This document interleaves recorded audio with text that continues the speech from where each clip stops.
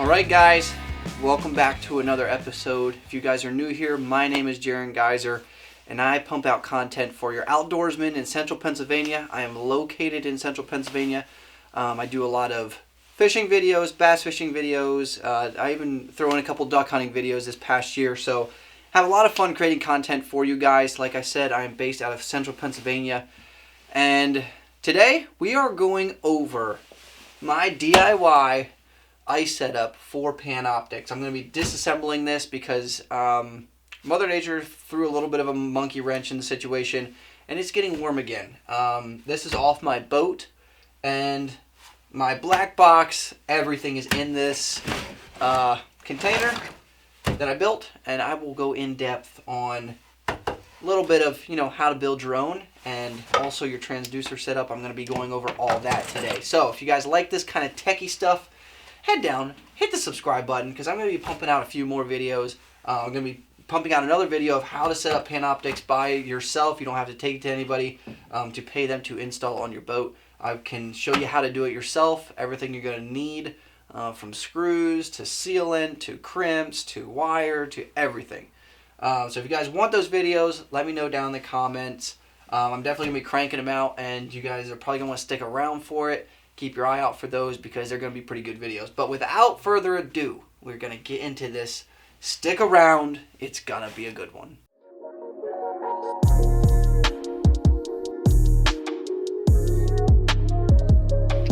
Let's go.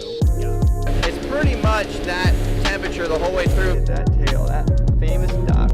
On that old Berkeley popper, man. Dang, another nice one. All right, so like I said, today we are in the shop. We are on my workbench.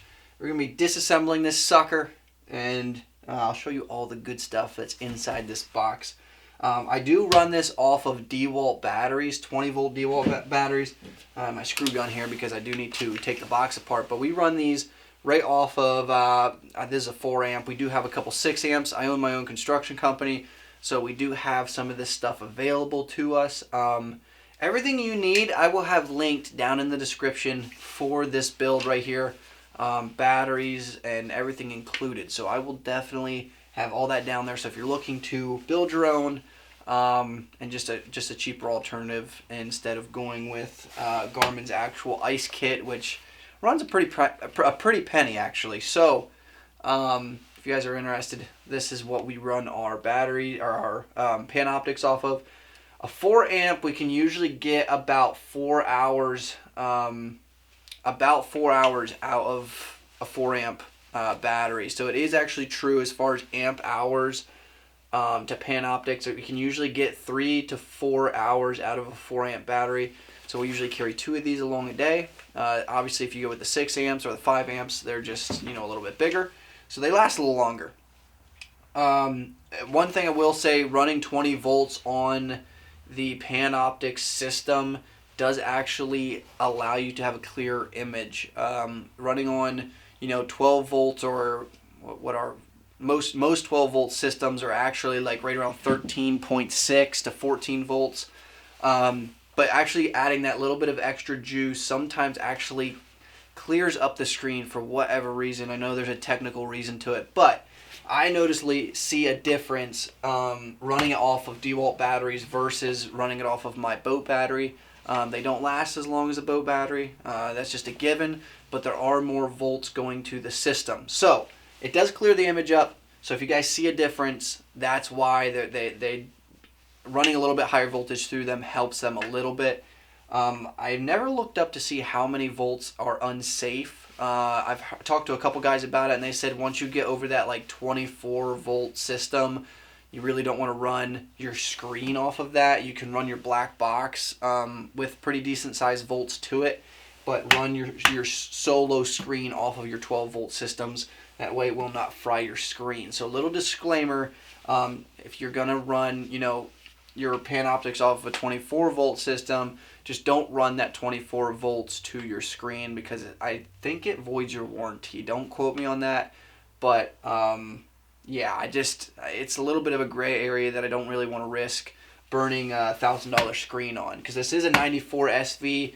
The difference between a 94 SV and a 93 SV, from what I know, is pretty much just the mapping capability. This is a coastal mapping in this. I am going to be downloading the, I think it's the lake mapping, echo mapping, something like that, onto this. Don't quote me on that. I'm sorry. I'm probably botching this all to pieces, but I'm going to be getting my lake mapping on this. I bought this secondhand from a guy down in Florida, and I live in Pennsylvania. So he had coastal mapping on this. I need to download my lake mapping so that I can see what the heck I'm fishing while I'm idling out in the lake. So I do need to get that done. But without further ado, we're going to unscrew this sucker and see what's on the inside.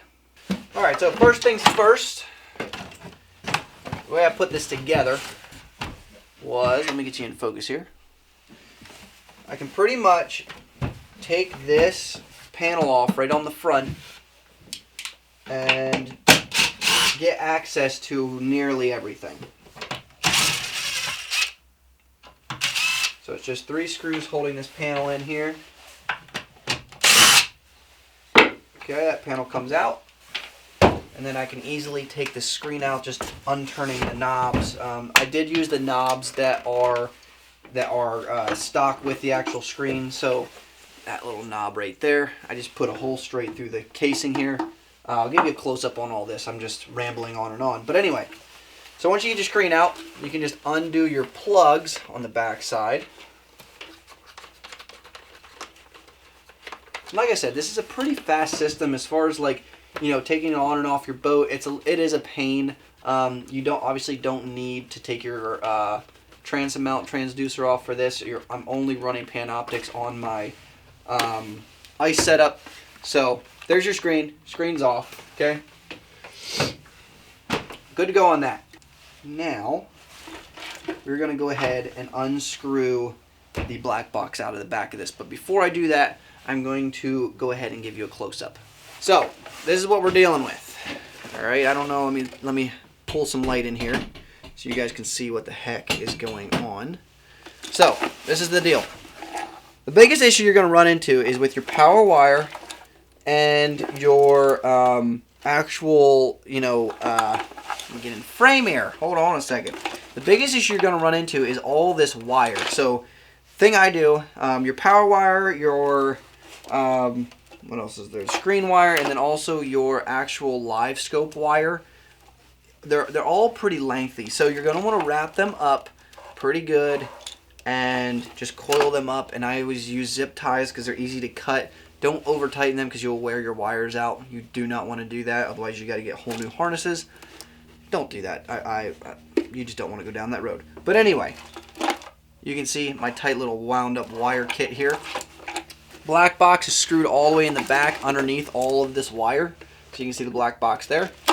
And you can see the box here. It's just literally pine 1-bys, and I had some deck paint around and just painted it up, and it's actually held up through, this is just off of 1 season's use. So not too bad. Got a little wear here from just sitting on the ice, but I can easily touch that up with my deck paint, my outdoor deck paint, and it holds up extremely well. So, and I have a little handle on top, just a Lowe's special. So we are going to go ahead and get this black box unscrewed. I forgot to show you. Hold on. You also have a little adapter here for the actual DEWALT batteries. I got this off of Amazon. I think I got a 2-pack for like 15 bucks. It's like nothing. But anyway, that comes with a positive and a negative wire coming out of them, and then you just hook your power cables to that, and that allows you to adapt your DEWALT battery straight in there, and it powers up your unit. So now we're going to go ahead and get the black box out of there, and you guys can actually see what size of box this is once I get all this junk out of here, because there's so much wire and stuff in the way. You guys probably can't even see in there. So we're going to go ahead, get the screws out.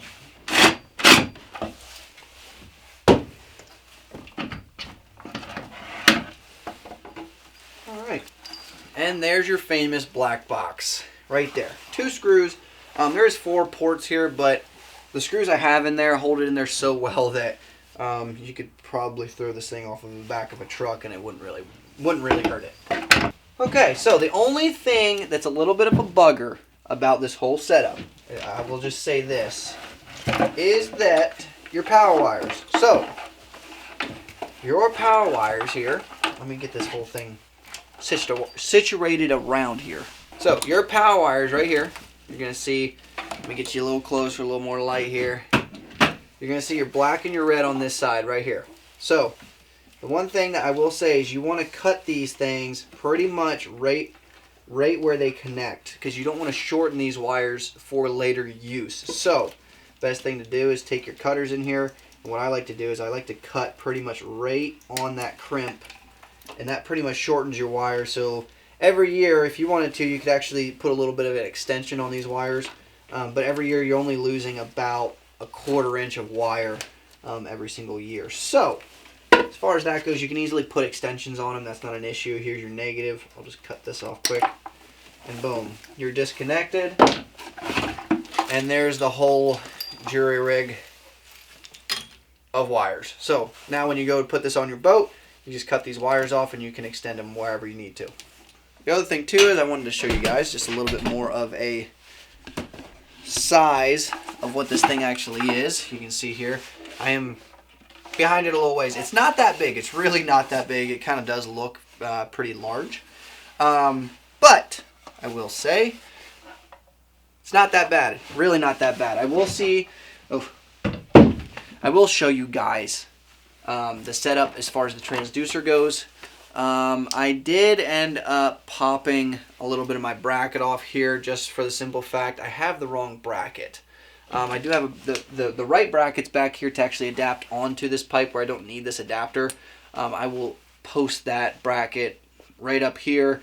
I'll pop it up right here. And then I'll have the link in the description of what you actually need the right bracket for. I think it's only like, I don't know, what was it, $20, $25, something like that for the actual bracket. But this is the setup I use. This is actually a cutting board that I cut out so that it, works all together.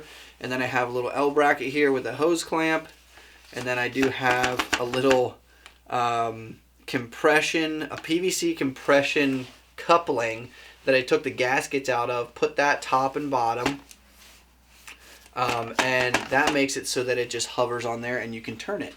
So, works really good. Then you got a 90 on top, so that kind of gives you an orientation of where the heck your beam's pointing. Because if this thing's kind of useless if you don't know the direction you want to walk to drill another hole. So, with that all being said, you guys got a little bit of the gist.